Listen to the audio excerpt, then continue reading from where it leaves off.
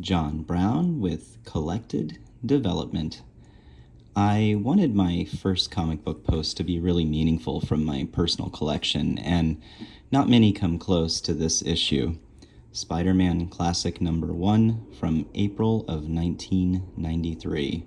It reprints the August 1962 original Amazing Fantasy number 15, first appearance of Peter Parker, Aunt May, Uncle Ben, Flash Thompson, and of course, Spider-Man. Written by Stan Lee with Steve Ditko interior art. Ditko also did a cover for this issue, but it was not used. Instead, Marvel went with Jack Kirby's alternate cover art. And we'll talk more about that later.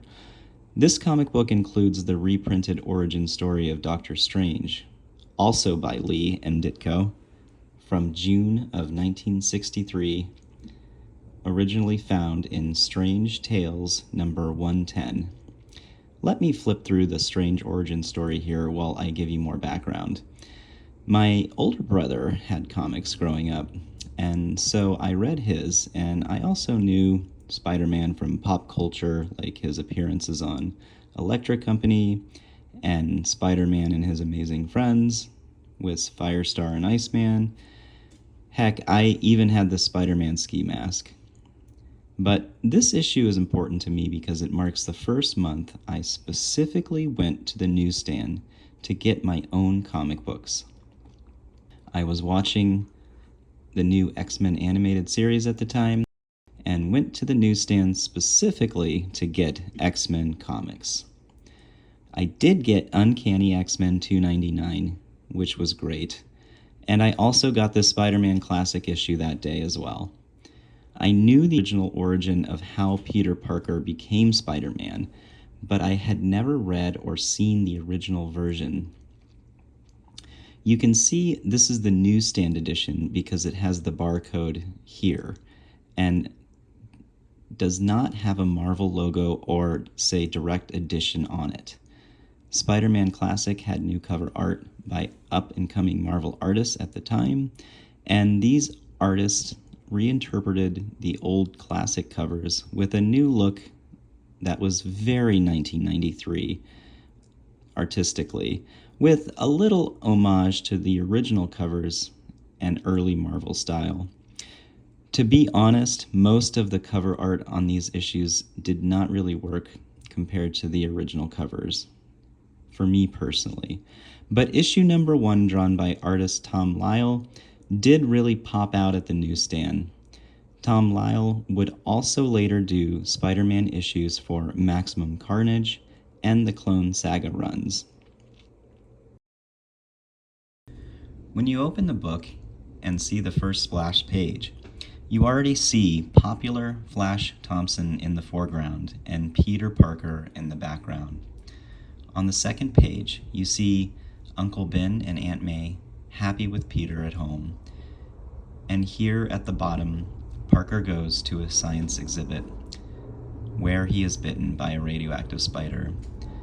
Parker feels dizzy after the radioactive spider bite, understandably so, but even the other scientists were making fun of him in the background, just like his classmates on the splash page. At this time, there was an entire generation being bullied for not being masculine enough, too weird, or too different by societal norms.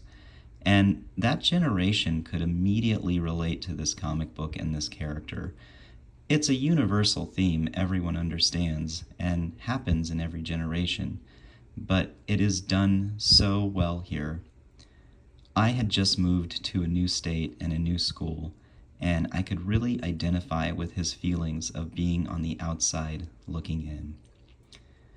Another reason why I like this issue and why I am showing it, because you can still get them inexpensively. And if you have never read the story, it is really nice to actually read it as a comic book on old newspaper print, just like the original, which was also printed on newspaper print.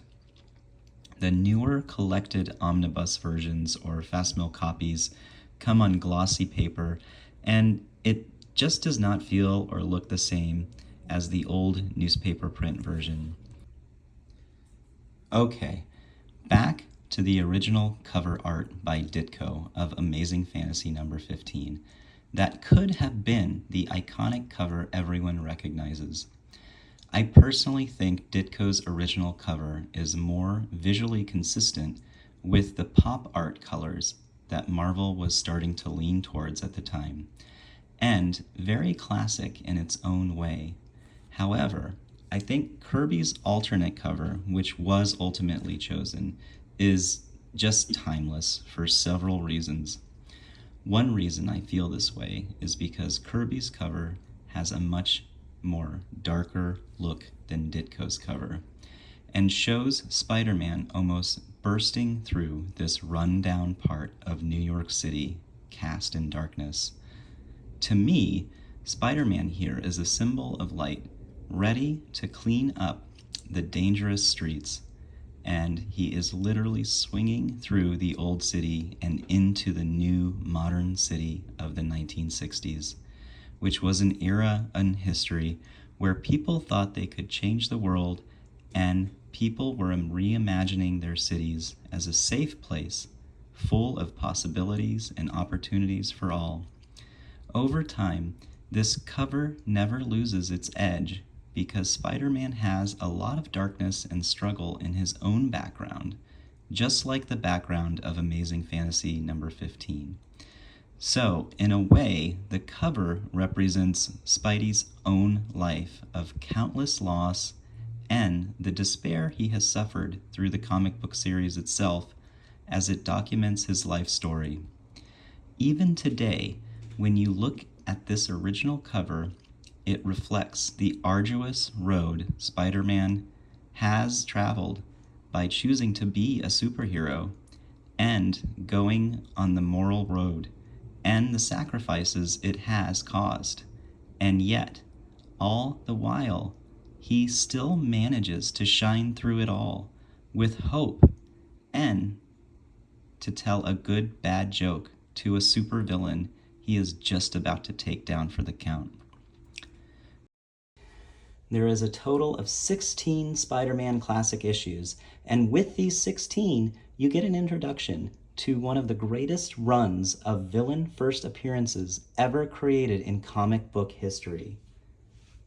After reprinting Amazing Fantasy number 15, they go right into Amazing Spider-Man number 1 with first appearance of J. Jonah Jameson, Chameleon, and an appearance of the Fantastic Four. Number 3 is first appearance of Vulture. Number 4 is first appearance of Dr. Otto Octavius, Doc Ock. Number 5 is first appearance of Sandman. Number 6 is Doctor Doom, first appearance in Spider-Man vs. Spider-Man. Number 7 is first Lizard. Number 8 is second appearance of Vulture. Number 9 is first appearance of the Living Brain, Fantastic Four appearance as well. Number 10 is first appearance of Electro. Number 11 is first appearance of the Enforcers.